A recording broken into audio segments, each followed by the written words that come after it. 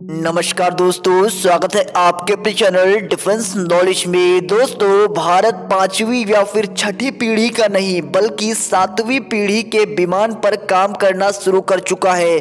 जी हाँ दोस्तों, हमारे देश के साइंटिस्ट सातवीं पीढ़ी के फाइटर जेट पर काम कर रहे हैं। यहाँ तक कि दोस्तों, मैं आप लोगों को बता दूं, तेजस मार्क 1, तेजस मार्क 2 भी इसके सामने बिल्कुल बौने साबित हो जाएंगे। अमेरिका का F-22 रैप्टर F-35 हो या फिर रसिया का Su-57 हो या फिर चाइना का J-20 हो, बिल्कुल इसके सामने फीके पड़ जाएंगे। जब भी ये मैदान में उतरेगा तो ये जान लीजिए कि भारतीय सेना के लिए ये वरदान साबित हो जाएगा।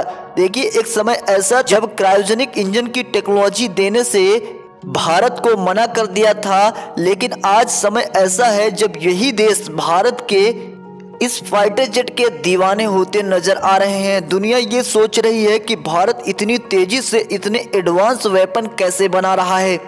ऐसी ऐसी टेक्नोलॉजी इस फाइटर जेट में लगेंगी कि बिल्कुल आप सुन के आप चौंक जाओगे कि ऐसा कैसे भारत कर सकता है।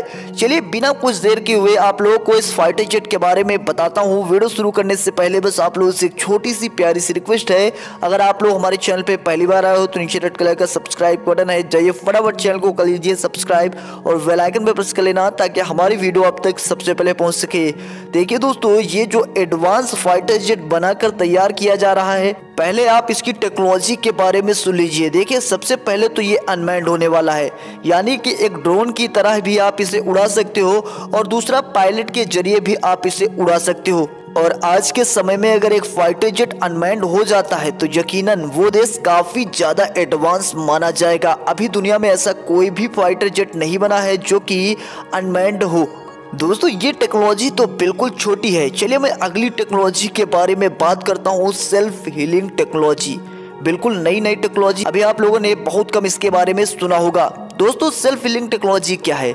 मान लीजिए आपका विमान युद्ध में उतरा हुआ है और उस समय उस फाइटर जेट में थोड़ी बहुत डैमेज आ जाती है। उस स्थिति में एक नॉर्मल फाइटर जेट को तुरंत ही अपने बेस पर जाना पड़ेगा, लेकिन इस फाइटर जेट में ऐसी खूबी है कि ये खुद ब खुद उस डैमेज को रिपेयर कर लेगा सेल्फ हीलिंग टेक्नोलॉजी के जरिए।